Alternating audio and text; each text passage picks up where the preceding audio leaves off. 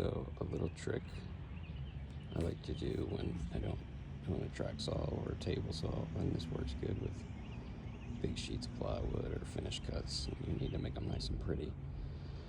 So this is the line I want to cut. I want to cut on this side of the line because I need to save all this. Is I take my tape measure and I measure from the edge of the tooth to the edge of my saw. So I'm like almost 1.5", right around there.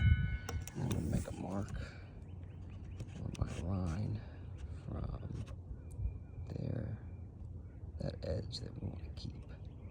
And so I'm gonna clamp this piece, a straight edge, could be a straight piece of wood or a straight level or something. We'll clamp it right there.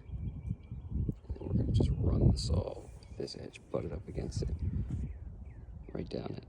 My clamps on, and then this is where you can put, T-square or something on it.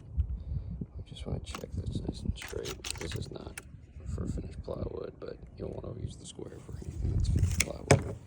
You just clamp it on there.